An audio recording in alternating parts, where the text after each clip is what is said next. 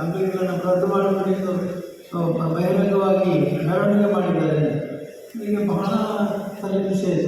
ಆದರೆ ನಿದ್ರೆ ಬರಲಿಲ್ಲ. ಬೆಳಿಗ್ಗೆ 6 ಗಂಟೆಗೆ ನಾವು ಧರ್ಮಸ್ಥಳಕ್ಕೆ ಬರಬೇಕಿತ್ತು, ಹೊರಟೆವು.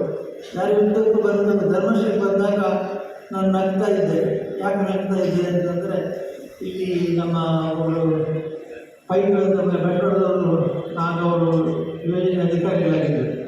ಅವರು ಬಂದು ಬಹಳ ಟೆನ್ಷನ್ನಲ್ಲಿ ಬಂದು ಹೇಳಿದರು, ಸ್ವಾಮಿ ಇವತ್ತು ಮೊನ್ನೆ ಮೆರವಣಿಗೆಯಲ್ಲಿ ಹೇಳಿದ ಜನ ಮೆರವಣಿಗೆಯಲ್ಲಿ ನಮಗೆ ಮದ್ಯಪಾನ ಬೇಕೇ ಬೇಕು, ಮದ್ಯಪಾನ ರದ್ದಾಗಬಾರದು ಅಂತ ಹೇಳಿ ಅವರು ಮೆರವಣಿಗೆ ಮಾಡಿದರು. ನನ್ನ ಹೇಳಿದರೆ ಈ ಸ್ವಲ್ಪ ಒಂದು ನಿಮಿಷ ಯೋಚನೆ ಮಾಡಿ, ಏನಂದರೆ ಅಷ್ಟು ಮೆರವಣಿಗೆ ತೆಗಿಬೇಕಾಗಿದ್ದರೆ ಅವ್ರಿಗೆ ಏನಾಗಿದೆ, ನಮಗೆ ನಷ್ಟ ಆಗುತ್ತೆ.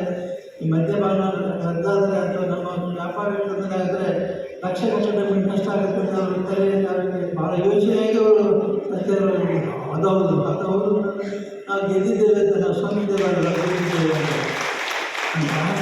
ಅವರ ದೃಷ್ಟಿಕೋನ ಬದಲಾಯಿತು. ಮತ್ತು ಅವರು ಕೂಡ ನಮ್ಮ ಕಾರ್ಯಕ್ರಮ ಒಪ್ಪಿಕೊಂಡರು. ಈ ರೀತಿ ನಾವು ಯೋಚನೆ ಮಾಡುವಾಗ ಕೆಲವು ಸಲ ಚಿಂತನೆಯಲ್ಲಿ ವ್ಯತ್ಯಾಸ ಆಗುತ್ತೆ. ಚಿಂತನೆಯಲ್ಲಿ ಏನು ಮಾಡಬೇಕು ಅಂತಂದರೆ, ಯಾರು ನಮಗೆ ವೈರಿಗಳಿದ್ದರೆ, ಶತ್ರುಗಳಿದ್ದರೆ, ಶತ್ರು ಒಳ್ಳೆಯ ಆಹಾರ ಆಗುತ್ತೆ. ಅವರು ಪ್ರೋತ್ಸಾಹ ಕೊಡೋ ಬದಲು ಅವರು ಮುಖ್ಯಸ್ಥರಲ್ಲಿ ಮಾಡ್ತಾರೆ. ಅದಕ್ಕಾಗಿ ನಾವು ಏನು ಮಾಡಬೇಕು ಅಂತಂದರೆ, ನಮ್ಮ ನೀವೆಲ್ಲರೂ ಕೂಡ ಭಾಳ ಕಡೆ ಎಲ್ಲೇ ಹೋದರೂ ಕೂಡ ಈಗ ವೇದಿಕೆಯ ಜೊತೆಗೆ ಕೂತ್ಕೊಳ್ಳೋರು ಯಾರಪ್ಪ ಅಂತಂದರೆ ಜನಜಾಗೃತಿ ವೇದಿಕೆ ಅಧ್ಯಕ್ಷರು. ಯಾವ ಜಿಲ್ಲೆಗೆ ನಾನು ಹೋಗಲಿ ಅಲ್ಲಿ ಹೋದಾಗ ಅವರು ನಿಮ್ಮ ಬಲಗಡೆ ಹತ್ರ ಕಡೆ ಕೊಟ್ಟಿದ್ದು ಯಾರು ಅಂತಂದರೆ ಜನಜಾಗೃತಿ ವೇದಿಕೆ ಅಧ್ಯಕ್ಷರು ಇವರು ಅಂತಂದರೆ ಅಷ್ಟು ಗೌರವ